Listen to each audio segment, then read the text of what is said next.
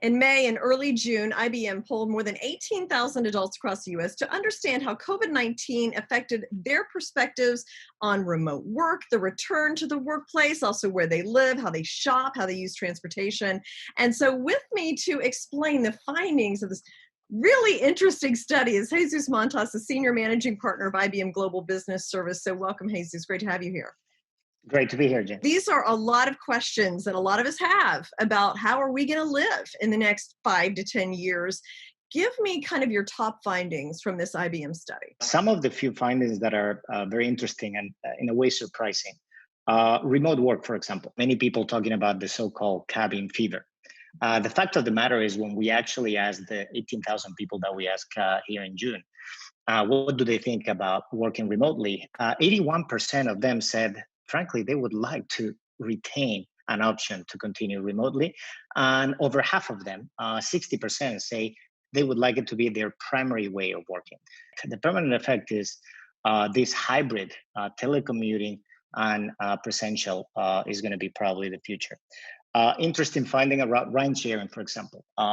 About half of the people that we interviewed were frequent users of ride sharing like Uber and Lyft before COVID-19.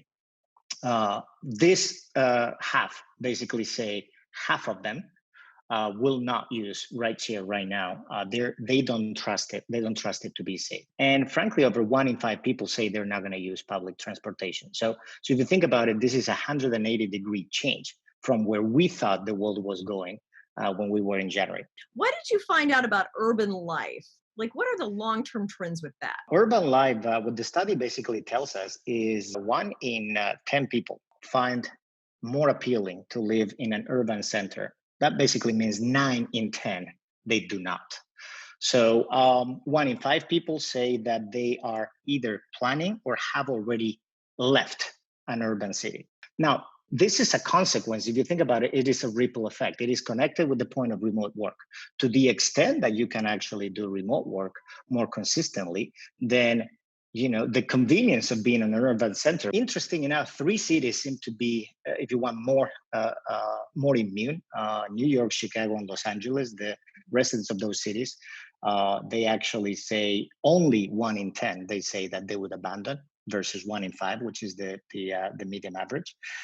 But imagine the ripple effect of that means for the infrastructure of the urban areas, for the traffic patterns, for health services, for any kind of services that you would plan for an urban area. They're going to have to now be adapted to the new movement of population for the next year. There's definitely an exodus in New York, and a lot of people say, well, more people will move in. So I don't know how it's going to shake out, but the tax base is going to be hurt. And that's going to, I think, have to raise taxes on people, which is going to drive more out. So, I mean, I think this is going to be a long-term issue for cities. Absolutely. And I think, again, it's going to be the adaptation of the habits. And as I said, I think it's maybe yet too early to tell, but clearly some signs that to the extent employers are going to adopt these hybrid models. Now, you brought up transportation. So, I mean, what about public transportation? I mean, that was kind of, people were pushing that for environmental reasons, but we're kind of getting away from that now, it seems like. Yeah, I think that the main challenge, again, is trust. Interesting enough, part of the study about we asked the question: what are the factors that influence the most on the intent to use public transportation? And the number one, which is about a third of the people of the study, is if they can trust that the proper cleaning protocols have been done. So finally, shopping. We've a lot of people I think have shopped online, maybe older people that really hadn't done so much in the past. And have they gotten used to that and may do more of that? Yeah, I mean that's a trend that is not a new trend. It's just an accelerating trend, right? So the acceleration of being able to discover products and shop products virtually, but also almost the acceleration of no matter what you are, having an option to deliver the goods or services are clearly a trend that is not going to come back. Even what was kind of almost unthinkable for a restaurant. All of us have learned to wash our hands, not touch our faces, really touch the little, the little that you also that you must touch, but nothing else. The interesting thing is that psychology, we see that in shopping where the adoption of contactless payment has also grown. Did you have a sense, Jesus, of, I mean, is this kind of something we'll deal with until there's a vaccine?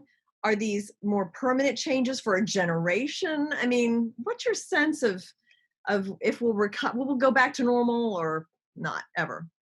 My sense is, I think we've redefined what normal is. Some of these changes actually create a better end state that what used to be what we call normal. I mean, think about all the tons of carbon emissions that they're not being sent to the atmosphere right now because of the travel that hasn't been required to produce a significant amount of the output, right? So I think there is a lot of these changes that provide more convenience, and to the extent that provide more convenience and people adopt them, they will be permanent even if you have the choice to come back. It may come back a little bit more to some of the physical habits of before, but it's going to be different than it was just because the new solutions, the new convenience, and the new economics of any of these habits are just permanently better. Well, I mean, it's absolutely fascinating how this has touched everybody and almost everything in some way. And it's going to change so much for Jen. I tell my kids are going to tell their grandkids about living through this and wearing masks. And we We went, were there. Yeah, yeah, we were and there. we were at the Apple store yesterday. We all had our temperatures taken. And I mean, it's a whole new world. So thank you so much, Jesus, for sharing this insight with us. Very interesting. And time will tell how we live in the next few years. So Time will tell. It'll yes. be faster than we think. It's my pleasure, Jane. Delighted to be with you here. Thank you.